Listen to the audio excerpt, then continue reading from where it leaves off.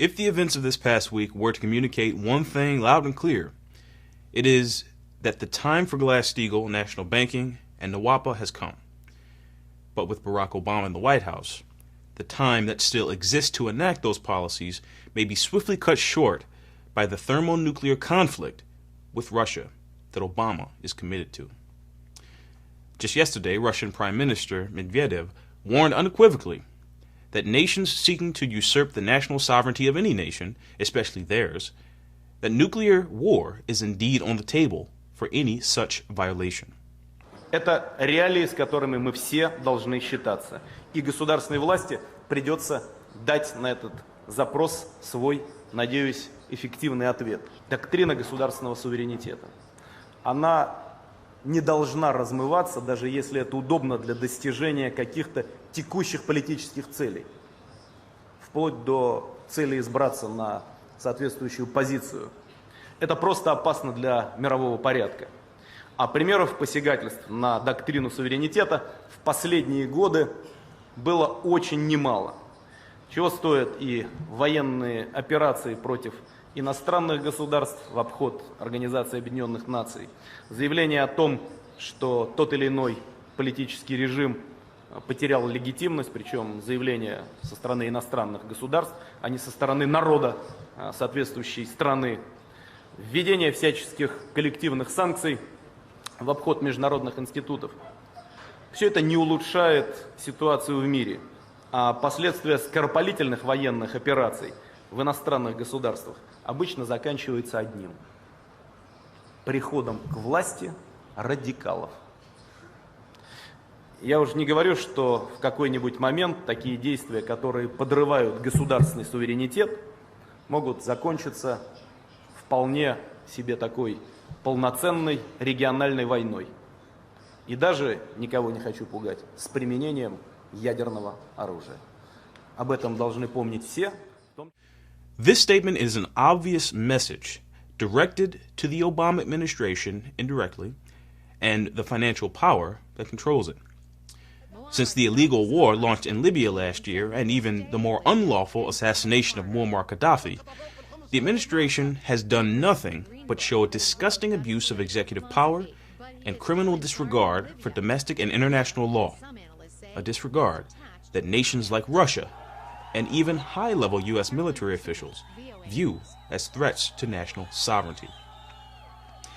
Russia has repeatedly stated that that is the issue over military intervention in Syria and Iran. Sovereignty. That is the issue at stake with all the threats occurring at this point. And beyond a shadow of a doubt, it's what's at stake with the joint U.S.-NATO anti-ballistic missile system being built in Europe aimed at Russia.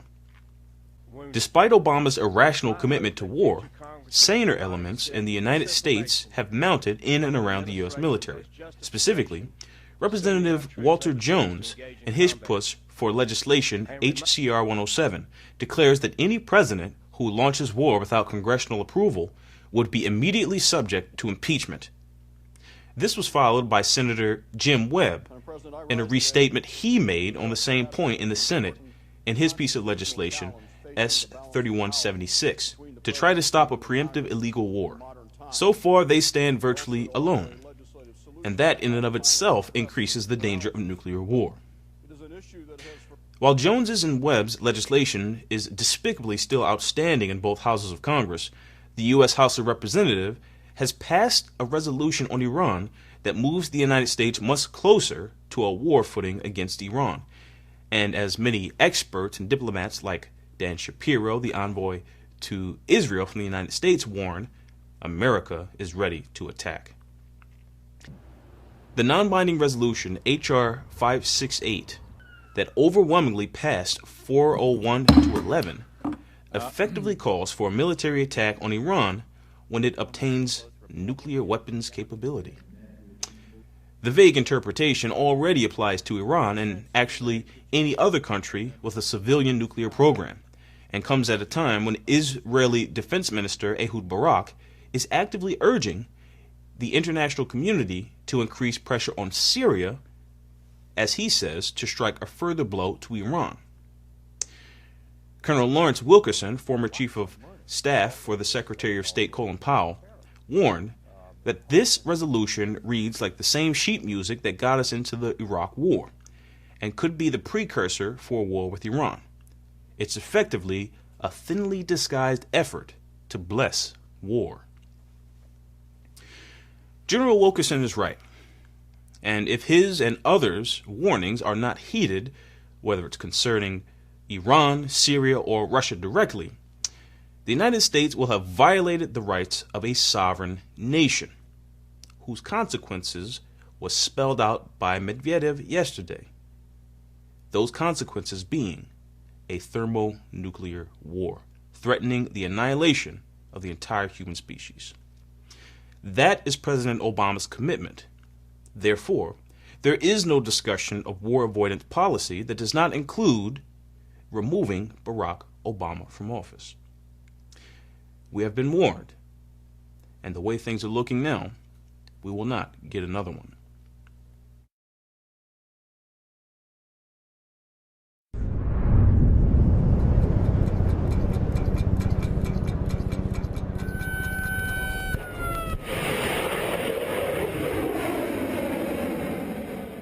The British Empire's game, run through U.S. President Barack Obama, has been called out by the Russian government. They do not want it, but if pushed, will go to war. It will be thermonuclear war. Therefore, what humanity faces in light of the Obama administration's go-ahead to make the ballistic missile defense system operational based on the completion of Phase 1 on May 20th is possible extinction. Is it inevitable? Only if Barack Obama is not taken out of power. Because if Obama succeeds in his mad drive to force Russia into thermonuclear confrontation, there can be no economic recovery, domestic or international. There will be, possibly, no humanity left on the face of this earth. And we are trying to Your life depends on the constitutional elimination of his power. Today, on May 17th, Russian Prime Minister Dmitry Medvedev, in the presence of U.S. Attorney General Eric Holder, reiterated Russia's position that the drive coming from the U.S., acting as the geopolitical muscle of the British royal family, can easily lead to nuclear confrontation. Medvedev stated, "There have been many recent examples of the concept of state sovereignty being undermined. Military operations against foreign states bypassing the United Nations, declarations of illegitimacy of certain political regimes. This does not improve the situation in the world, while rash military interference in the affairs of another state usually results in radicals coming to power. Such actions, which undermine state sovereignty, can easily lead to full-scale regional war, even, I am not trying to scare anyone here, with the use of nuclear weapons." Member of the LaRouche PAC endorsed national slate of congressional candidates, Keisha Rogers of the 22nd District of Texas, delivered a sharp message on May 15th while organizing on the ground in Texas that the threat of thermonuclear confrontation with Russia, which we just heard Medvedev warn about, can only be stopped with the nullifying of Obama's powers. And I will just say that the message that's being sent from Russia and from what we're seeing with the attempts and the drive toward World War III is very clear to Russia and very clear to our U.S. military. The solution is we have to get Obama out now. We have to stop this collapse. And everything that you have to put into this fight. Let's send a message, clear message to the White House. Obama must go. Let's take the nation back, and we can win this fight for mankind. Thank you. As it stands, Barack Obama has been rejected by the American people. There is no response that will come from this administration on the collapse of the entire world financial system. All American citizens can expect from the Obama party is a showdown of thermonuclear confrontation with Russia. Do we wish to survive? That is the question. Don't simply tell yourself, yes, you want to live. Do what will enable us to live and implement the package to turn the situation around. Dump Obama. Dump him now.